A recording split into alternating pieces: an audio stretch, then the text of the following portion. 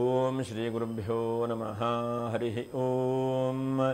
ಓಂ ನಮಃ ಸೂರ್ಯ ಪಿತಾಮಹೋ ವ್ಯಾಸಃ ವಸಿಷ್ಠೋ ತ್ರಿಪರಾಶರಃ ಕಶ್ಯಪೋ ನಾರದೋ ಗಾರ್ಗ್ಯಃ ಮರೀಚಿರ್ ಮುನಿರಂಗಿರಾಃ ಲೋಮಶಃ ಪೌಲುಷಶ್ಚೈವ ಚಮನೋ ಜಮನೋ ಭೃಗುಃ ಶವನಕೋಷ್ಟಾದಶಶ್ಚೇತಿ ಜ್ಯೋತಿಷ್ಶಾಸ್ತ್ರಪ್ರವರ್ತಕಾಃ.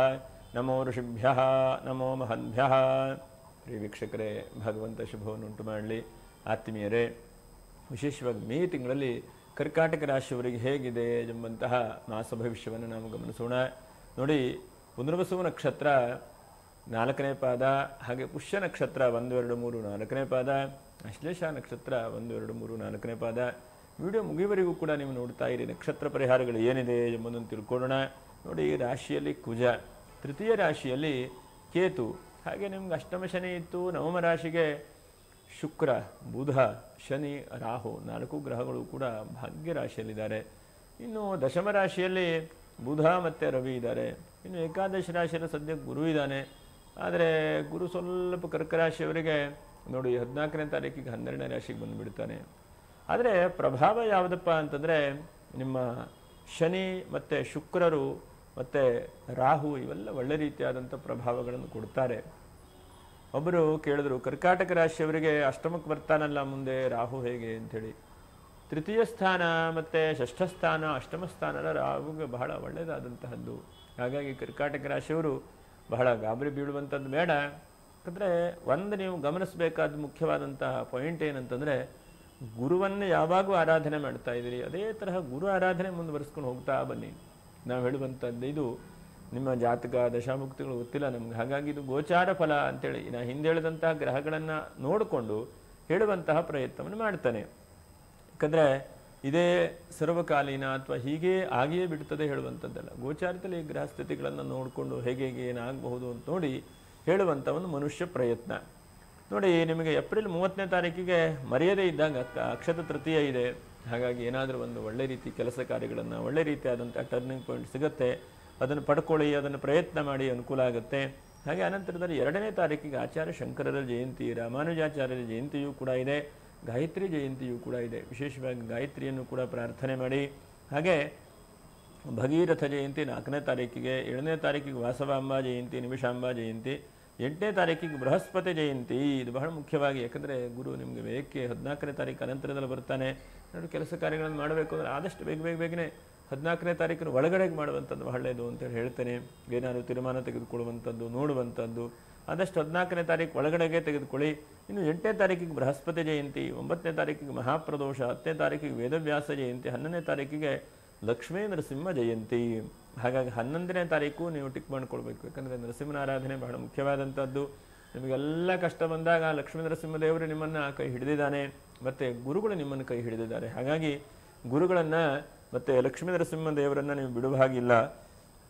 ಇನ್ನು 12ನೇ ತಾರೀಕಿಗೆ ಸತ್ಯನಾರಾಯಣ ಸ್ವಾಮಿ ಪೂಜೆ ಮಾಡುವಂಥದ್ದು ಬುದ್ಧ ಪೂರ್ಣಿಮೆ, 14ನೇ ತಾರೀಕಿಗೆ ವೃಷಭ ಸಂಕ್ರಾಂತಿ, 15ನೇ ತಾರೀಕಿಗೆ ಹರಿಪದ ಪುಣ್ಯಕಾಲ, 16ನೇ ತಾರೀಕಿಗೆ ಸಂಕಷ್ಟರ ಚತುರ್ಥಿ, 23ಕ್ಕೆ ಹನುಮತ್ ಜಯಂತಿ, 24ಕ್ಕೆ ಶನಿ ಪ್ರದೋಷ, 26ಕ್ಕೆ ಬೋಧಾಯನ ಅಮಾವಾಸ್ಯೆ, 22ನೇ ತಾರೀಕಿಗೆ ಅಮಾವಾಸ್ಯೆ ಇದೆ, 26, 27 ಅಮಾವಾಸ್ಯೆ ಇದೆ. ಹೀಗೆಲ್ಲ ಇದೆ ನೋಡಿ. ಯಾಕಂದರೆ ಕರ್ಕಾಟಕ ರಾಶಿಯವರಿಗೆ ಒಂದಂತಕ್ಕೆ ಮನಸ್ಸಿಗೆ ಏನೋ ಚಿಂತೆ, ಏನೋ ಟೆನ್ಷನ್ನು ಎಲ್ಲ ಆಗ್ತಾ ಇದೆ ನಿಮಗೆ. ಹಾಗಿದ್ದಾಗೂ ಕೂಡ ನೋಡೋಣ ಏನೇನು ಒಂದು ಈ ತಿಂಗಳಲ್ಲಿ ಶುಭವಾದಂಥ ಅವಕಾಶಗಳು ಸಿಗಬಹುದು ಅಂತ. ಯಾಕಂದರೆ ಒಂದು ನೀವು ನಿಶ್ಚಯವಾಗಿ ಅಂದ್ಕೊಳ್ಳುವಂಥದ್ದು, ಮನಸ್ಸಿನಲ್ಲಿ ಮುಂಚೆ ಇದ್ದಂತಹ ತೊಳಲಾಟಗಳು, ಮುಂಚೆ ಇದ್ದಂತಹ ಸಮಸ್ಯೆಗಳು ಈಗ ಕ್ಷಣಕ್ಕಿಲ್ಲ ನಿಮಗೆ.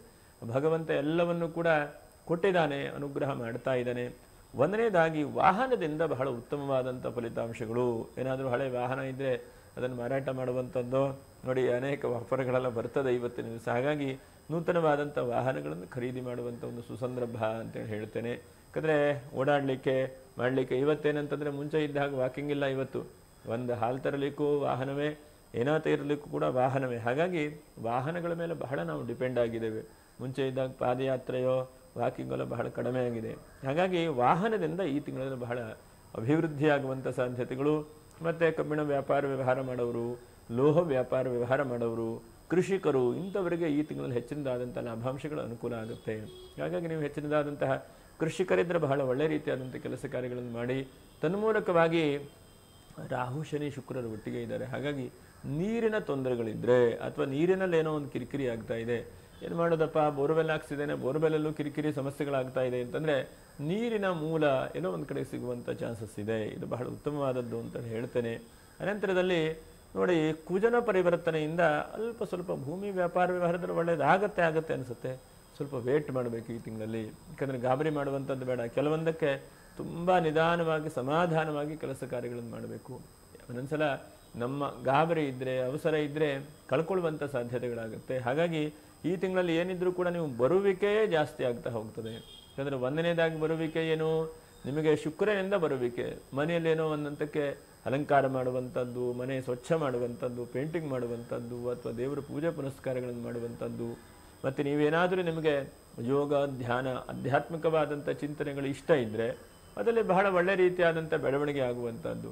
ಎಷ್ಟೋ ಜನಕ್ಕೆ ಆಧ್ಯಾತ್ಮಿಕವಾದಂಥ ಚಿಂತನೆ ಮಾಡ್ತಾ ಇರ್ತಾರೆ, ಆದರೆ ಟೆನ್ಷನ್ ಆಗುತ್ತೆ, ಆ ಕಡೆ ಈ ಕಡೆ ಮನಸ್ಸು ಹೋಗ್ಬಿಡುತ್ತೆ, ಹೀಗೆಲ್ಲ ಆಗುತ್ತೆ. ಆದರೆ ಆಧ್ಯಾತ್ಮಿಕ ಚಿಂತಕರಿಗೆ ಬಹಳ ಒಳ್ಳೆಯದಾದಂಥದ್ದು ಅಂತೇಳಿ ಹೇಳ್ತಾನೆ ಈ ಸಮಯ. ಹಾಗಾಗಿ ಮಾಡಿ, ದೇವರನ್ನು ಭಕ್ತಿಯಿಂದ ಆರಾಧನೆ ಮಾಡಿ. ಯಾಕಂದರೆ ಎಲ್ಲದಕ್ಕಿಂತ, ಶರೀರದಕ್ಕಿಂತ ನಮ್ಮ ಮನಸ್ಸಿಗೆ ನಾವು ಸಂಸ್ಕಾರವನ್ನು ಕೊಡಬೇಕು. ಒಳ್ಳೆಯ ಸಂಸ್ಕಾರ, ಒಳ್ಳೆಯ ತಪಸ್ಸು, ಯೋಗ, ಧ್ಯಾನವೆಲ್ಲ ಮಾಡ್ತಾ ಬರಬೇಕು. ತನ್ಮೂಲಕವಾಗಿ ನಮ್ಮ ಶರೀರಕ್ಕೂ ಕೂಡ ಅಂತಹ ಪರಿಣಾಮಗಳಾಗುತ್ತೆ. ನಾವೇನಂತಂದರೆ ಯೋಗ ಧ್ಯಾನವೇ ಮಾಡೋದಿಲ್ಲ, ಬೆಳಗ್ಗೆ ಎದ್ದವರು ಸರಿಯಾಗಿ ಒಂದು 10 ನಿಮಿಷ 20 ನಿಮಿಷವೂ ಯೋಗ ಧ್ಯಾನ ಮಾಡೋದಿಲ್ಲ ಅಂತಾದರೆ ಏನಾಗುತ್ತೆ, ಶರೀರ ಅನಾರೋಗ್ಯದ ಕಡೆಗೇ ಹೋಗುತ್ತೆ ಅಲ್ವಾ. ಹಾಗಾಗಿ ಎಷ್ಟಾಗುತ್ತೋ ಅಷ್ಟು ಯೋಗ ಧ್ಯಾನಗಳನ್ನು ಜಾಸ್ತಿಯಾಗಿ ಮಾಡಿ. ಅದರ ಜೊತೆಯಲ್ಲಿ ಶುಕ್ರನಿಂದ ನೂತನವಾದಂಥ ಒಂದು ವ್ಯಕ್ತಿ, ಹಿಂದೂ ಕೂಡ ನಾನು ಹೇಳಿದ್ದೆ, ಪರಿಚಯ ಆಗ್ತಾನೆ, ಹೆಲ್ಪ್ ಮಾಡ್ತಾನೆ ಅಂಥೇಳಿ. ಆ ವ್ಯಕ್ತಿ ಕಂಟಿನ್ಯೂ ಆಗುವಂಥದ್ದು ಅಥವಾ ಬೇರೆ ರೀತಿಯಾದಂಥ ಒಂದು ಮಾರ್ಗದರ್ಶನ ಸಿಗುವ ಹಾಗೆ ಆಗುತ್ತೆ ನಿಮಗೆ. ಯಾಕಂದರೆ ನಿಮಗೇನಂತಂದರೆ ಕಲಿಬೇಕು ಹೇಳುವಂಥದ್ದು. ಕರ್ಕಾಟಕ ರಾಶಿಯವರ ಆಸೆ ಆಕಾಂಕ್ಷೆಗಳು ಸದಾಕಾಲ ಓದೋದು, ಸದಾಕಾಲ ಬರೆಯುವುದು, ಸದಾಕಾಲ ಕಲಿಯುವುದು, ಒಳ್ಳೆಯದನ್ನು ಮಾಡ್ತಾ ಇರೋದು. ಎಷ್ಟಾಗುತ್ತೋ ಅಷ್ಟು ಒಳ್ಳೆಯದನ್ನು ಪ್ರಯತ್ನ ಮಾಡ್ತಾ ಇರೋದು. ಹಿಂದೆಲ್ಲ ಒಂದ್ಸಲ ಯೋಚನೆ ಮಾಡಿ ನೋಡಿ, ಕಾನೂನಿನ ತೊಡಕುಗಳು, ಭೂಮಿಯ ಕಿರಿಕಿರಿ, ಒಂದಂತಕ್ಕೆ ಇದ್ದಕ್ಕಿದ್ದ ಹಾಗೆ ಅನಾರೋಗ್ಯ, ಮನಸ್ಸಿಗೆ ಬಹಳ ಆತಂಕ. ಇಂತಹ ಪರಿಸ್ಥಿತಿಯಿಂದಲೇ ನೀವು ಬಹಳ ಮಟ್ಟಿಗೆ ಹೊರಗಡೆ ಬಂದಿದ್ದೀರಿ. ನೀವು ಎಷ್ಟು ಹೊರಗಡೆ ಬಂದಿದ್ದೀರಿ ಅಂತಂದರೆ 100ಕ್ಕೆ 70% ಭಾಗ ನೀವು ಹೊರಗಡೆ ಬಂದಿದ್ದೀರಿ. ಯೋಚನೆ ಮಾಡಿ, ಒಮ್ಮೆ ಹಿಂದೆಂದೆಲ್ಲ ಯೋಚನೆ ಮಾಡಿ. ಯಾಕಂದರೆ ನಾವು ಯಾವತ್ತೂ ಕೂಡ ಮುಂದೆ ಹೆಜ್ಜೆ ಹಾಕ್ಕೊಂಡು ಹೋಗ್ತಾ ಇರಬೇಕು.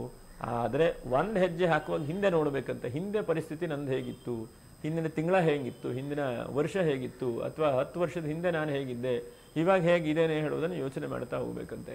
ಅದು ನಿಜವಾದಂತಹ ಜೀವನದ ವ್ಯಕ್ತಿತ್ವ ಅಂತೇಳಿ ಹೇಳ್ತಾರೆ. ಮುಂದೆ ನಡೀತಾ ಹೋಗಬೇಕು. ಯಾಕಂದರೆ ಹಿಂದೆ ಕಾಲೋಗಚ್ಚತೆ ಧೀಮತಾಮ್ ಅಂತೇಳಿ ಮಹಾತ್ಮರು ಹೇಳ್ತಾರೆ. ಅಂದರೆ ನಮ್ಮ ಜೀವನ ಬಹಳ ಅತ್ಯಲ್ಪವಾದಂಥ ಜೀವನ. ಹಾಗಾಗಿ ಕಾಲ ಕಳೆದು ಹೋಗ್ಬಿಡುತ್ತೆ. ಹಿಂದೆ ಬಹಳ ಯೋಚನೆ ಮಾಡ್ತಾ ಇದ್ರೆ ಬಹಳ ಕಷ್ಟ. ಆದರೂ ಕೂಡ ಹಿಂದೆ ಒಂದ್ಸಲ ಯೋಚನೆ ಮಾಡಿದಾಗ ಗುಡಿಸಲಿನಿದ್ದೆ, ಬಾಡಿಗೆಲಿದ್ದೆ, ಇವಾಗ ಹೇಗಿದ್ದೇನೆ, ಇದನ್ನೆಲ್ಲ ಯೋಚನೆ ಮಾಡಿದಾಗ ನಮ್ಮ ಧೈರ್ಯ ನಮಗೆ ಬರ್ತಾ ಇರುತ್ತೆ. ಯಾಕಂದರೆ ನಾವು ಸೆಲ್ಫ್ ರೆಸ್ಪೆಕ್ಟ್ ಅಂತೇಳಿ ಹೇಳ್ತಾರೆ ನೋಡಿ. ಹಾಗಾಗಿ ನಾವು ನಮ್ಮನ್ನು ಗೌರವಿಸುವಂಥದ್ದು, ನಾನು ಮಾಡ್ತಾ ಇದ್ದೇನೆಲ್ಲ ಅಂತೇಳಿ ನಮಗಿರಬೇಕು. ನಾವೇ ಯಾವಾಗೂ ಒಂದ್ಸಲ ಯಾರೋ ಒಬ್ಬರು ಕಮೆಂಟ್ ಹಾಕಿದ್ದು ನೋಡಿದ್ದಾನೆ, ಕರ್ಕಾಟಕ ರಾಶಿಯವರು, ಯಾತಕ್ಕಾರು ಈ ರಾಶಿಯಲ್ಲಿ ಹುಟ್ಟುತ್ತೇನೆ ಅಂಥೇಳಿ ಕಮೆಂಟ್ ಹಾಕಿದ್ದೀರಿ ನೀವು. ನಾನು ಹೇಳುವಂಥದ್ದು, ಭಗವಂತನು ನೀವು ಹುಟ್ಟಬೇಕು ಅಂತಂದರೆ ಯಾವ ರಾಶಿಯಲ್ಲಿ ನಾವು ಪಡೆದಂತಹ ಕರ್ಮದಿಂದ ಬರುತ್ತೇ ಬಿಟ್ಟರೆ ಭಗವಂತ ಆ ರಾಶಿಯಲ್ಲಿ ಹುಟ್ಟು, ಈ ರಾಶಿಯಲ್ಲಿ ಹುಟ್ಟೋಳಿ ಯಾರಿಗೂ ಭಗವಂತ ಹೇಳುವುದಿಲ್ಲ. 12 ರಾಶಿಯಲ್ಲಿ ಎಲ್ಲೋ ಒಂದು ಕಡೆ ನಾವು ಹುಟ್ಟಲೇಬೇಕಾದಂಥದ್ದು. ಆದರೆ 12 ರಾಶಿಯಲ್ಲಿ ಹುಟ್ಟಿ ಕಣ್ಣು ಕೈಕಾಲು ಭಗವಂತ ಚೆನ್ನಾಗಿ ಕೊಟ್ಟಿದ್ದಾನೆ, ಚೆನ್ನಾಗಿರುವಂತಹ ಯೋಚನಾ ಶಕ್ತಿ ಕೊಟ್ಟಿದ್ದಾನೆ, ಅನ್ನಾಹಾರಗಳು ಚೆನ್ನಾಗಿ ಜೀರ್ಣವಾಗುತ್ತೆ. ಭಗವಂತ ನಮಗೆ ಇವತ್ತು ಉಪವಾಸ ಹಾಕಲಿಲ್ಲ. ಇಷ್ಟನ್ನೆಲ್ಲ ಭಗವಂತ ಆ ಪರಮಾತ್ಮನ ನಮಗೆಲ್ಲ ಕೊಟ್ಟಿದ್ದಾನೆ. ಪ್ರಕೃತಿ ಎಲ್ಲವನ್ನು ಕೂಡ ಕೊಟ್ಟಿದೆ ನಮಗೆ. ನಾವು ಪ್ರಯತ್ನ ಮಾಡಬೇಕು. ಮನುಷ್ಯ ಪ್ರಯತ್ನವನ್ನು ಶತಪ್ರಯತ್ನ, ಕೋಟಿಗಟ್ಟಲೆ ಪ್ರಯತ್ನ ಮಾಡಬೇಕು. ನಾವು ಎಷ್ಟು ಪ್ರಯತ್ನ ಮಾಡ್ತೇವೆ ಹೇಳುವಂಥ ಮೇಲೆ ನಮಗೆ ನಿರ್ಧಾರವಾಗುತ್ತೆ. ಪ್ರಯತ್ನವೇ ಮಾಡಿಲ್ಲ ಅಂತಾದರೆ ಫಲ ಸಿಗುವುದು ಭಾರಿ ಕಷ್ಟ. ಹಾಗಾಗಿ ನಾನು ಪ್ರತಿಯೊಬ್ಬರಿಗೂ ಹೇಳುವಂಥದ್ದು, ಮನುಷ್ಯ ಪ್ರಯತ್ನವನ್ನು ನಾವು ಎಷ್ಟಾಗತ್ತೋ ಅಷ್ಟು ಜಾಸ್ತಿಯಲ್ಲಿ ಮಾಡ್ತಾ ಬರಬೇಕು. ಒಂದು ಸಲ ಸೋಲ್ತೇವೆ ನಿಜ, 2ನೇ ಸಲನೂ ಕೂಡ ಸೋಲ್ತೇವೆ ನಿಜ. ಅದು 3ನೇ ಸಲ ನಾವು ಸೋತ ಮೇಲೆ ಗೆಲ್ಲುವಂತಹ ದಾರಿಯಾದರೂ ಗೊತ್ತಾಗುತ್ತೆ ನಮಗೆ. ಪ್ರತಿ ಕ್ಷಣವೂ ಪ್ರತಿಯೊಬ್ಬರಿಗೂ ಸೋಲ್ತಾನೆ ಇರುವುದಿಲ್ಲ. ಯಾಕಂದರೆ ಗ್ರಹಗಳ ಚಲನೆ ಒಂದು ಕ್ಷಣ ಇದ್ದಾಗ ಇನ್ನೊಂದು ಕ್ಷಣ ಇರುವುದಿಲ್ಲ, ಚೇಂಜ್ ಆಗ್ತಾ ಇರುತ್ತೆ. ಪಕ್ಷತ್ರಯಂ ತಿಷ್ಠತಿ ಲೋಹಿತಾಂಗ ನೋಡಿ, 45 ದಿವಸ ಅಂಗಾರಕನು ನಿಮ್ಮ ರಾಶಿಯಲ್ಲಿ ಇರ್ತಾನೆ. ಈಗ ಅಂಗಾರಕ ರಾಶಿಯಲ್ಲಿದ್ದಾನೆ. ಈಗ ಸದ್ಯಕ್ಕೆ ಭೂಮಿಯ ವ್ಯಾಪಾರ ವ್ಯವಹಾರ ಮಾಡೋರು ಸ್ವಲ್ಪ ಹಿಡಿತದಲ್ಲಿ ಇಟ್ಕೊಳ್ಬೇಕು ಅಂತಂದರೆ ಅದೇ ಮುಂದಕ್ಕೆ ಅವನು ಹೋಗ್ತಾನೆ. ಆವಾಗ ಸ್ವಲ್ಪ ಬದಲಾವಣೆ ಆಗುತ್ತೆ. ಪರಿವರ್ತೆಯೇ ಜಗತ್ತಿನ ಮಹಿ, ನಿಂತ ನೀರು ಯಾವುದೂ ಇರುವಂಥದ್ದಿಲ್ಲ. ಇವತ್ತು ರಾತ್ರಿ ಆಗುತ್ತೆ, ನಾಳೆ ಬೆಳಗ್ಗೆ ಸೂರ್ಯೋದಯ ಆಗುತ್ತೆ, ಮತ್ತು ನಾಡಿದ್ದು ಬೆಳಗ್ಗೆ ಸೂರ್ಯೋದಯ ಆಗುತ್ತೆ. ಆದರೆ ಗತಿಸಿ ಹೋದಂತಹ ಕಾಲ ಮಾತ್ರ ನಾವು ಬಹಳ ಚಿಂತನೆ ಮಾಡಬೇಕು. ಒಟ್ಟಿನಲ್ಲಿ ಶುಕ್ರ ಏನಂತಂದರೆ ಮನೆಗೆ ಅಲಂಕಾರಿಕವಾದಂಥ ವಸ್ತುಗಳನ್ನು ಕೊಡುವಂಥದ್ದು, ಸ್ವಲ್ಪ ಪ್ರಯಾಣ ಮಾಡುವಂಥದ್ದು, ದೇವತಾ ದರ್ಶನ ಮಾಡುವಂಥದ್ದು, ಮತ್ತು ಮನುಷ್ಯನಿಗೆ ನಿಮ್ಮನ್ನೇ ನೀವು ಗೌರವಿಸುವಂತಹ ಬಹಳ ಮುಖ್ಯವಾದಂಥ ಪ್ರಯತ್ನಗಳನ್ನು ಶುಕ್ರ ನೀಡುತ್ತಾನೆ. ಇನ್ನು ರಾಹುವಿಂದ ಹೊರದೇಶದಿಂದ ಸ್ವಲ್ಪ ಹಣಕಾಸು ಬರುವಂಥ ಸಾಧ್ಯತೆಗಳಿದೆ. ಏನು ವರಿ ಮಾಡೋದು ಬೇಡ. ಕರ್ಕ ರಾಶಿಯವರಿಗೆ ಹೊರದೇಶದಿಂದ ಸ್ವಲ್ಪ ಹಣಕಾಸು ಬರುತ್ತದೆ, ಮನಸ್ಸಿಗೂ ಸ್ವಲ್ಪ ನೆಮ್ಮದಿ ಆಗುತ್ತೆ. ಅದು ಈ ತಿಂಗಳಲ್ಲಿ ಬಹಳ ಅಧಿಕವಾದಂಥ ಖರ್ಚು ಕೂಡ ಆಗುತ್ತೆ. ಖರ್ಚು ಎಷ್ಟಾಗುತ್ತೆ ಅಂತಂದರೆ ದುಡ್ಡು ಎಲ್ಲಿ ಇನ್ವೆಸ್ಟ್ಮೆಂಟ್ ಮಾಡಬೇಕು ಅಂತ ಯೋಚನೆ ಇಲ್ಲ, ಖರ್ಚು ಹೇಗಾಗ್ತದೆ ಅಂತಲೇ ಚಿಂತನೆ ಮಾಡಬೇಕು, ಖರ್ಚನ್ನು ತಡಿಬೇಕು ಅಂತೇಳಿ ಚಿಂತನೆ ಮಾಡುವಂಥ ಪರಿಸ್ಥಿತಿ ಆಗುತ್ತೆ. ಇನ್ನು ಬುಧಾದಿತ್ಯ ಯೋಗದಿಂದ ಗೌರ್ಮೆಂಟಿಂದ ಲೋನ್ ಏನಾದ್ರು ಆಗುವಂಥ ಸಾಧ್ಯತೆಗಳು, ಮತ್ತು ಬಿಸ್ನೆಸ್ಸಲ್ಲಿ ಉದ್ಯೋಗದಲ್ಲಿ ದೃಢವಾದಂಥ ಒಂದು ನಿರ್ಧಾರ ತೆಗೆದುಕೊಳ್ಳುವಂಥದ್ದು. ಯಾಕಂದರೆ ದೃಢವಾದಂಥ ನಿರ್ಧಾರ ತೆಗೆದುಕೊಳ್ಬೇಕು. ನಾವು ಏನೇ ಬಿಸ್ನೆಸ್ ಮಾಡಲಿ, ಏನೇ ಕೆಲಸ ಕಾರ್ಯಗಳನ್ನು ಮಾಡಿ ದೃಢವಾದಂಥ ನಿರ್ಧಾರ ತೆಗೆದುಕೊಂಡಿಲ್ಲ ಅಂತಾದರೆ ನಮಗೆ ಕಷ್ಟ ಸಮಸ್ಯೆಗಳು ಕಟ್ಟಿಟ್ಟಂಥ ಬುತ್ತಿ. ಅಂದರೆ ಏನು ಮಾಡ್ತೇವೆ, ಏನು ನೋಡ್ತೇವೆ, ಎಲ್ಲಿ ಹೋಗ್ತೇವೆ ಅದನ್ನು ದೃಢವಾಗಿ ತೆಗೆದುಕೊಳ್ಬೇಕು. ಆ ದೃಢವಾದಂಥ ನಿರ್ಧಾರ ಇಲ್ಲ ಅಂತಾದರೆ ಮನುಷ್ಯನಿಗೆ ಯಾವುದು ಕೂಡ ಆಗುವುದಿಲ್ಲ. ಯಾವುದೇ ಒಂದು ಬಿಸ್ನೆಸ್ ಮಾಡಿ, ಯಾವುದೇ ಒಂದು ಕೆಲಸ ಮಾಡಿ, ಒಂದು ನೌಕರಿ ಮಾಡಿ, ಅದ್ರ ಬಗ್ಗೆ ಆಮೂಲಾಗ್ರವಾಗಿ ನಾವು ತಿಳ್ಕೊಂಡು ಮಾಡುವಂತಹ ಪ್ರಯತ್ನವನ್ನು ಮಾಡಬೇಕು. ಯಾಕಂದರೆ ಸ್ವಲ್ಪ ಈ ರಾಶಿಯವರಿಗೆ ಸ್ವಲ್ಪ ಅವಸರ ಜಾಸ್ತಿ ಇದೆ, ಮಾಡುವಂಥದ್ದು ಬಿಡುವಂಥದ್ದು ಏನಾಗುತ್ತೋ ಅಂಥೇಳಿ ಮುಂದೆ ಹೋಗುವಂಥದ್ದು. ಆ ಕಾಲ ಕಳೆದು ಹೋಯಿತು, ಮುಂದೇನು ಮಾಡಲಿಕ್ಕಾಗುತ್ತೆ, ಹೀಗೆಲ್ಲ ಬಹಳ ಯೋಚನೆ ಮಾಡಬೇಕು. ಹಾಗಾಗಿ ಗೌರ್ಮೆಂಟಿಂದ ಸಾಲ ಸೌಲಭ್ಯಗಳು ಸಿಗುವಂಥದ್ದು, ಸಬ್ಸಿಡಿ ಸಿಗುವಂಥದ್ದು, ಸಾಧ್ಯ ಆದರೆ ಕೃಷಿಕರಿದ್ರೆ ಈ ರಾಶಿಯವರಿಗೆ ಬಹಳ ಒಳ್ಳೆಯದು. ಈ ತಿಂಗಳಲ್ಲಿ ಹೆಚ್ಚಿನದಾದಂಥ ಲಾಭಾಂಶಗಳ ಕಡೆಗೆ ಹೋಗುವಂಥದ್ದು, ಕೃಷಿ ಏನು ಬೆಳೆ ಹಾಕಿದರೂ ಒಳ್ಳೆ ರೀತಿಯಾದಂಥ ಲಾಭಾಂಶ ಫಸಲು ಬಂದು ಮನಸ್ಸಿಗೂ ಬಹಳ ಖುಷಿ, ನೆಮ್ಮದಿ, ಸಮಾಧಾನ ಕೊಡುವಂಥ ಸಾಧ್ಯತೆಗಳಾಗುತ್ತೆ. 14ನೇ ತಾರೀಕು ಅನಂತರದಲ್ಲಿ ದೊಡ್ಡ ದೊಡ್ಡ ಕೆಲಸಗಳ ಕೈ ಹಾಕುವಾಗ ನಿಮ್ಮ ಜಾತಿಗಳನ್ನು ಒಂದ್ಸಲ ತೋರಿಸ್ಕೊಳ್ಳಿ. ಯಾವ ದಶಾಭಕ್ತಿಗಳಿದೆಯಾ, ಸಪೋರ್ಟ್ ಸಿಗುತ್ತಾ, ಅಥವಾ ಇನ್ನೂ ಕಷ್ಟ ಆಗತ್ತಾ ನೋಡ್ಕೊಳ್ಳಿ. ಯಾಕಂದರೆ ಗುರು ವೇಕ್ ಬಂದಾಗ ಸ್ವಲ್ಪ ಚಿಂತೆ ಜಾಸ್ತಿ ಆಗಬಹುದು. ಯಾಕಂದರೆ ಚಿಂತೆ ನಾವು ಜಾಸ್ತಿ ಮಾಡ್ತಾ ಹೋದ್ರೆ ಆಗೋದಿಲ್ಲ. ನಾವು ಯಾವ ರೀತಿಯಲ್ಲಿ ಹೋಗಬೇಕು, ಯಾವುದನ್ನು ಮಾಡ್ತಾ ಕಷ್ಟ ಬರ್ತದೆ ನಿಜ, ಕಷ್ಟ ಬಂದರೆ ಹೇಗೆ ನಾವು ಪ್ರಯತ್ನ ಮಾಡ್ಕೊಂಡು ಹೋಗಬೇಕು. ಯಾಕಂದರೆ ತುಂಬ ಸಾಲ ಮಾಡ್ಕೊಳ್ಳುವಂಥದ್ದಲ್ಲ, ಸಾಲ ಮಾಡಿದ್ರೆ ಅದನ್ನು ಹೇಗೆ ತೀರಿಸ್ಕೊಳ್ಳುವಂಥದ್ದು. ಕೆಲವೊಂದು ಸಲ ನಾವು ಕೆಲವೊಂದು ಕಳ್ಕೊಂಡೇ ಅದನ್ನು ಪರಿಹಾರ ಮಾಡಿಕೊಳ್ಬೇಕು. ಎಲ್ಲವೂ ಕೂಡ ಮನುಷ್ಯನ ಸಿಗತ್ತೆ ಅಂತೇನಿಲ್ಲ. ಹಾಗಾಗಿ ನಾವು ಎಲ್ಲದಕ್ಕೂ ಕೂಡ ಪ್ಲ್ಯಾನ್, ಈ ತಿಂಗಳು ನಿಮಗೆ ಪ್ಲ್ಯಾನ್ ಮಾಡಲಿಕ್ಕೆ ಒಳ್ಳೆ ರೀತಿಯಾದಂಥದ್ದು. ಯಾಕಂದರೆ ಗೊತ್ತೇ ಆಗೋಯ್ತು, ಜನವರಿ ಆಯಿತು, ಫೆಬ್ರವರಿ ಆಯಿತು, ಮಾರ್ಚ್ ಆಯಿತು, ಏಪ್ರಿಲ್ ಆಯಿತು, ಮೇ, 5 ತಿಂಗಳ ಗೊತ್ತೇ ಆಗಲಿಲ್ಲ ಇಸ್ವಿ ಬಂದು ಅಲ್ವಾ. ಹಾಗಾಗಿ ನೂತನ ಸಂವತ್ಸರವೂ ಬಂತು, ಬೇಗನೆ ಕಳೆದು ಹೋಗ್ತಾ ಇದೆ. ತಿಂಗಳ ಒಂದು ನಾವು ಬಾಡಿಗೆ ಕಟ್ಟುವಾಗ ಯೋಚನೆ ಮಾಡಬೇಕು, ನೋಡಪ್ಪ 1ನೇ ತಾರೀಕು ಬಂತು ಬಾಡಿಗೆ ಕಟ್ಟಬೇಕು ಅಂತೇಳಿ. ಹಾಗೆ ಜೀವನದಲ್ಲಿ ಬೇಗನೆ ಸಾಗಿ ಹೋಗ್ತಾ ಇದೆ. ಒಟ್ಟಿನಲ್ಲಿ ಆ ಸಾಗುವಂತಹದ್ದನ್ನು ಪ್ಲ್ಯಾನ್ ಮಾಡಿಕೊಡ್ರೆ ನಿಮ್ಗೆ ಗೆದ್ರಿ. ಪ್ಲ್ಯಾನ್ ಮಾಡಿಲ್ವೋ, ಯಾಕಂದರೆ ನೋಡಿ ನಮ್ಮಲ್ಲಿ ಮೊಬೈಲಲ್ಲಿ ಕೆಲವೊಂದು ಆ್ಯಪು ಎಷ್ಟಾಗುತ್ತೋ ಅಷ್ಟು ಅಪ್ಗ್ರೇಡ್ ಮಾಡ್ತಾ ಇರಬೇಕು. ಹಾಗೆ ನೀವು ಕೂಡ ಪ್ಲ್ಯಾನನ್ನು ಮಾಡ್ತಾ ಇರಬೇಕು. ಕರ್ಕಾಟಕ ರಾಶಿಯವರು ಕೆಲವೊಂದು ಸಲ ಅವಸರದಲ್ಲಿ ಮರೆತು ಬಿಡ್ತೀರಿ, ಕೆಲವೊಂದು ಸಲ ಅವಸರದಲ್ಲಿ ಕಳ್ಕೊಂಡ್ಬಿಡ್ತೀರಿ, ಅವಸರದಲ್ಲಿ ಏನೋ ಟೆನ್ಷನ್ ಮಾಡ್ಕೊಂಡ್ಬಿಡ್ತೀರಿ. ಹಾಗಾಗಿ ಅದನ್ನೆಲ್ಲ ಸ್ವಲ್ಪ ಹಿಡಿತದಲ್ಲಿ ಇಟ್ಕೊಂಡು, ಮನಸ್ಸನ್ನು ಹಿಡಿತದಲ್ಲಿ ಇಟ್ಕೊಂಡು ಮುಂದಿನ ಒಂದು ಸ್ಟೆಪ್ ಹೋಗ್ಲಿಕ್ಕೆ ನನಗೆ ಅವಕಾಶ ಇದೆ, ಪ್ಲ್ಯಾನ್ ಮಾಡಲಿಕ್ಕೆ ಅವಕಾಶ ಇದೆ. ಒಂದು 5 ವಿಷಯದಲ್ಲಿ ಬಹಳ ಸೂಕ್ಷ್ಮವಾಗಿ ಗಮನಿಸಿ, ಒಳ್ಳೆಯದು ಕೂಡ ಆಗಬಹುದು. 1ನೇದಾಗಿ ಇಷ್ಟ ಪರಿಸ್ಥಿತಿ ಇದ್ದಾಗೂ ಕೂಡ ನಿಮ್ಮ ಬುದ್ಧಿಗೆ ಯಾವುದೋ ಒಂದು ರೀತಿಯಾದಂಥ ಕೆಲಸ ಸಿಗ್ತದೆ, ಹೊಳಿತದೆ, ಅದನ್ನು ಪ್ರಯತ್ನ ಮಾಡಿ. ಹಾಗೆ 2ನೇದಾಗಿ ಬಹಳ ಮುಖ್ಯವಾಗಿ ಯಾವುದೋ ಒಂದು ಸಣ್ಣ ಪುಟ್ಟ ಭೂಮಿ ವ್ಯಾಪಾರ ವ್ಯವಹಾರದಲ್ಲಿ ಒಂದು 10 ರೂಪಾಯಿ, 20 ರೂಪಾಯಿ, 50 ರೂಪಾಯಲ್ಲಿ ಚೇಂಜ್ ಮಾಡ್ಕೊಂಡು ಹೋಗ್ಲಿಕ್ಕೆ ಹೋಗಬೇಡಿ. ಅದನ್ನು ನೀವು ಬಿಟ್ಟುಬಿಟ್ರೆ 3 ತಿಂಗಳ ಅಂದರೆ ಜಾಸ್ತಿಯೂ ಕೂಡ ಆಗಬಹುದು. ಹಾಗಂತೇಳಿ ಸ್ವಲ್ಪ ಯೋಚನೆ ಮಾಡುವಂಥ ಪ್ರಯತ್ನ ಮಾಡಿ. ಹಾಗೆ 3ನೇದಾಗಿ ಗೃಹಿಣಿಯರು, ಈ ರಾಶಿಯವರಿಗೆ ಬಹಳ ಉತ್ತಮವಾದಂಥದ್ದು. ಹಾಗೆ 4ನೇದಾಗಿ ನೀರಿನ ವ್ಯಾಪಾರ ವ್ಯವಹಾರ ಮಾಡೋರಿಗೆ ಹೆಚ್ಚಿನದಾದಂಥ ಶ್ರೇಯಸ್ಸಾಗುತ್ತೆ, ಒಳ್ಳೆ ಫಲಕಾರಿಯೂ ಕೂಡ ಆಗುತ್ತೆ. ಇವತ್ತು ನೋಡಿ ಬಿಸಿಲು ಅಂತೇಳಿ ಹೇಳ್ತೇವೆ, ಹಾಗೆ ನೀರಿನ ಹಾಹಾಕಾರ ಮುಂದೆ ಬರಬಹುದು. ಹಾಗಾಗಿ ನೀರಿನ ವ್ಯಾಪಾರ ವ್ಯವಹಾರ ಮಾಡೋರಿಗೂ ಬಹಳ ಒಳ್ಳೆಯದೇ. ಎಷ್ಟು ಸಾಧ್ಯ ಆಗುತ್ತೋ ಅಷ್ಟು ಈ ರಾಶಿಯವರು ಬಿಸ್ನೆಸ್ ಮಾಡುವಂಥವರು ಬಹಳ ಸೂಕ್ಷ್ಮದಿಂದ ಬಿಸ್ನೆಸ್ಸನ್ನು ಮಾಡಿ ಭಗವಂತ ಕೈ ಹಿಡಿತಾನೆ ನಿಮಗೆ. ಆದಷ್ಟು 14ನೇ ತಾರೀಕು ಮುಂಚಿತವಾಗಿ ಪೂಜೆ ಪುನಸ್ಕಾರಗಳನ್ನು, ಒಳ್ಳೆ ಕೆಲಸಗಳನ್ನು ಮಾಡಿ ಅಂತೇಳಿ ಹೇಳ್ತೇನೆ. 1ನೇದಾಗಿ 4ನೇ ತಾರೀಕು ಬಹಳ ಪ್ರಶಸ್ತವಾಗಿದೆ. ಸಪ್ತಮಿ ಪುಷ್ಯ ನಕ್ಷತ್ರ ಇದೆ, ಬಹಳ ಒಳ್ಳೆಯದು ಪೂಜೆ ಪುನಸ್ಕಾರಗಳನ್ನು ಮಾಡಲಿಕ್ಕೆ. ಅನಂತರ 22ನೇ ತಾರೀಕು ಕೂಡ ಬಹಳ ಪ್ರಶಸ್ತವಾಗಿದೆ. 16ನೇ ತಾರೀಕು ಕೂಡ ಬಹಳ ಪ್ರಶಸ್ತವಾಗಿದೆ. ಪೂಜೆ ಪುನಸ್ಕಾರಗಳನ್ನು ಮಾಡಿ ಎಷ್ಟಾಗುತ್ತೋ ಅಷ್ಟು ಭಗವಂತನ ನಂಬಿ ಭಕ್ತಿ ಶ್ರದ್ಧೆಯಿಂದ ಪ್ರಯತ್ನಗಳನ್ನು ಮಾಡಿ. ಹಾಗೆ ನಕ್ಷತ್ರ ಪರಿಹಾರಗಳು ಏನಪ್ಪ ಅಂತಂದರೆ ನೋಡಿ, ಬಹಳ ಮುಖ್ಯವಾಗಿ ಗಮನಿಸುವಂಥದ್ದು ಪುನರ್ವಸು ನಕ್ಷತ್ರ. ಪುನರ್ವಸು ನಕ್ಷತ್ರದವರು ಮರೆಯದೇ ಇದ್ದ ಹಾಗೆ 11ನೇ ತಾರೀಕಿಗೆ ಲಕ್ಷ್ಮೀ ನರಸಿಂಹ ಜಯಂತಿ ಇದೆ.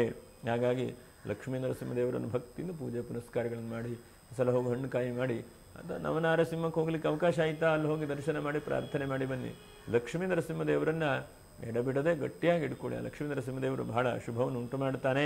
ಇನ್ನು ಪುಷ್ಯ ನಕ್ಷತ್ರದವರು ಎಷ್ಟು ಸಾಧ್ಯ ಆಗತ್ತೆ ನೋಡಿ ಅಷ್ಟು ಮರೆಯದೇ ಇದ್ದ ಹಾಗೆ 2ನೇ ತಾರೀಕಿಗೆ ಆಚಾರ್ಯ ಶಂಕರರ ಜಯಂತಿ ಇದೆ, ಗುರು ವೇಕ್ ಬರಲಿಕ್ಕಿದ್ದಾನೆ. ಹಾಗಾಗಿ ಗುರುಗಳನ್ನು ಭಕ್ತಿಯಾಗಿ ಅವರು ಸೇವೆ ಮಾಡಿ, ಅಥವಾ ಎಲ್ಲರೂ ಹತ್ತಿರದಲ್ಲಿ ಆಶ್ರಮ ಇದ್ದರಲ್ಲಿ ಹೋಗಿ, ಅಥವಾ ಒಂದು ಗುರುನಾಮಸ್ಮರಣೆ ಇವಾಗಿಂದಲೇ ನೀವು ಶುರು ಮಾಡಬೇಕು. ಪ್ರತಿ ದಿವಸ 10 ನಿಮಿಷ ಗುರುನಾಮಸ್ಮರಣೆ ಮಾಡ್ತೇನೆ. ಆ ಗುರು ನನಗೆ ಒಳ್ಳೆ ರೀತಿಯಾದಂಥ ಜ್ಞಾನ, ಬುದ್ಧಿ ಎಲ್ಲವನ್ನು ಕೂಡ ಕೊಡ್ತಾನೆ. ಹಾಗಾಗಿ 2ನೇ ತಾರೀಕಿಂದ ನೀವು ಶುರು ಮಾಡಿದ್ರೆ ಬಹಳ ಒಳ್ಳೆಯದು ಅಂತ ಹೇಳ್ತೇನೆ. 14ನೇ ತಾರೀಕಿಗೆ ಗುರು ವ್ಯಯಕ್ಕೆ ಬಂದರೂ ಕೂಡ ನಿಮಗೆ ಗುರುವಿನ ಬಲ, ಗುರುವಿನ ಆಶೀರ್ವಾದ ಸಿಗುವಂಥದ್ದು. 2ನೇ ತಾರೀಕಿಂದ ಆಚಾರ್ಯ ಶಂಕರರ ಜಯಂತಿ, ರಾಮಾನುಜಾಚಾರ್ಯ ಜಯಂತಿಯೂ ಕೂಡ ಇದೆ. ಆದಷ್ಟು ಮಾಡಿ. ಆಚಾರ್ಯತ್ರಯರು ಎಲ್ಲರೂ ಕೂಡ ಒಂದೇ. ಹಾಗಾಗಿ ಒಂದು ಗುರುಗಳನ್ನು ಭಕ್ತಿ ಶ್ರದ್ಧೆಯಿಂದ ಪ್ರಯತ್ನ ಮಾಡಿ. ಆ ಗುರುಗಳು ನಿಮ್ಮನ್ನು ಕೈ ಬಿಡುವುದಿಲ್ಲ. ಇನ್ನು ಆಶ್ಲೇಷ ನಕ್ಷತ್ರದವರು ಎಷ್ಟು ಸಾಧ್ಯ ಆಗುತ್ತೋ ಅಷ್ಟು ನೀವು ಸುಬ್ರಹ್ಮಣ್ಯನನ್ನು ಆರಾಧನೆ ಮಾಡಿ ಅಂತ ಹೇಳ್ತಾನೆ. ಯಾಕಂದರೆ ಕುಜನು ನೀಚನಾಗಿದ್ದಾನೆ ರಾಶಿಯಲ್ಲಿ. ಹಾಗಾಗಿ ಸ್ವಲ್ಪ ರಿಯಲ್ ಎಸ್ಟೇಟ್ ವ್ಯವಹಾರ ಮಾಡೋರು ಇರಬಹುದು, ಅಥವಾ ಮನೆ ಏನೋ ಒಂದು ಮೇಲೆ ಕಟ್ಟಬೇಕು ಅಂತಂದರೆ ಎಲ್ಲ ಆಗತ್ತೆ, ಮೇಸ್ತ್ರಿಯೇ ನಿಮ್ಮ ಕೈ ಕೊಟ್ಟು ಬಿಡ್ತಾನೆ, ಅಥವಾ ಮನೆ ಕೆಲಸದಲ್ಲಿ ಇವತ್ತು ಬರ್ತಾರೆ ನಾಳೆಗೆ ಬರೋದಿಲ್ಲ. ಹಾಗಾಗಿ ನೀವು ಸುಬ್ರಹ್ಮಣ್ಯ ಸ್ವಾಮಿಯನ್ನೇ ಆರಾಧನೆ ಮಾಡಿ. ಸುಬ್ರಹ್ಮಣ್ಯನಲ್ಲೂ ಕೂಡ ನಾಗನ ಆರಾಧನೆ ಬೇರೆ, ಸುಬ್ರಹ್ಮಣ್ಯ ಸ್ವಾಮಿ ಆರಾಧನೆ ಬೇರೆ. ಹಾಗಾಗಿ ಮುರುಘಾ ಅಂತ ಹೇಳ್ತಾರಲ್ಲ, ಸುಬ್ರಹ್ಮಣ್ಯನನ್ನು ಭಕ್ತಿ ಶ್ರದ್ಧೆಯಿಂದ ಆರಾಧನೆ ಮಾಡಿ. ಆ ಸುಬ್ರಹ್ಮಣ್ಯನು ನಿಮಗೆ ಅನುಕೂಲವನ್ನು ಮಾಡಲಿ ಅಂತೇಳಿ ದೇವರಲ್ಲಿ ಪ್ರಾರ್ಥನೆ ಮಾಡ್ತಾ, ವಿದ್ಯಾರ್ಥಿಗಳ ಜೀವನದಲ್ಲೂ ನೂತನವಾದಂತಹ ಬದಲಾವಣೆಗಳನ್ನು ಕೊಡುವಂಥ ತಿಂಗಳು ಅಂತೇಳಿ ಹೇಳ್ತಾ, ಯಾರು ಲೈಕ್ ಮಾಡಿಲ್ಲ ಅಂತವರು ಒಂದು ಲೈಕ್ ಮಾಡಿ, ಸಬ್ಸ್ಕ್ರೈಬ್ ಮಾಡಿ. ಮುಂದಿನ ವಿಡಿಯೋದಲ್ಲಿ ಮತ್ತೆ ನಾವೆಲ್ಲ ಭೇಟಿ ಮಾಡೋಣ. ನಮಸ್ಕಾರ. ಲೋಕಾ ಸಮಸ್ತ ಸುಖಿನೋ ಭವಂತು, ಸಮಸ್ತ ಸನ್ಮಂಗಲಾನಿ ಭವಂತು. ಸಿಂಧೂರಾರುಣಕಾಂತಿಮಿಂದುವದನಂ ಕೇಯೂರಹಾದಾದಿಭಿಃ ದಿವ್ಯೈರಾಭರಣೈರ್ವಿಭೂಷಿತತನುಂ ಸ್ವರ್ಗಾಪವರ್ಗಪ್ರದಂ ಅಂಭೋಜಾಭಯಭೀಮಕುಕ್ಕುಡಧರಂ ದಿವ್ಯಾಂಗರಾಗೋಜ್ವಲಂ ಸುಬ್ರಹ್ಮಣ್ಯಮುಪಾಸ್ಮಹೇ ಪ್ರಣಮತಾಂ ಸರ್ವಾರ್ಥಸಿದ್ಧಿಪ್ರದಂ. ಸುಬ್ರಹ್ಮಣ್ಯೇಶ್ವರ ಪ್ರಸಾದ ಸಿದ್ಧಿರಸ್ತು. ಸುಬ್ರಹ್ಮಣ್ಯ ಸ್ವಾಮಿಯು ಈ ತಿಂಗಳಲ್ಲಿ ನಿಮ್ಮನ್ನು ರಕ್ಷಣೆ ಮಾಡಲಿ. ಅದರಲ್ಲೂ ಕೂಡ ಆಶ್ಲೇಷ ನಕ್ಷತ್ರದವರಿಗೆ ಹೆಚ್ಚಿನದಾದಂತಹ ಶಕ್ತಿಯನ್ನು ಕೊಡಲಿ ಅಂತ ಹೇಳಿ ಆ ಭಗವಂತನಲ್ಲಿ ಪ್ರಾರ್ಥನೆ ಮಾಡ್ತೇನೆ. ಲೋಕಾ ಸಮಸ್ತ ಸುಖಿನೋ ಭವಂತು. ನಮಸ್ಕಾರ.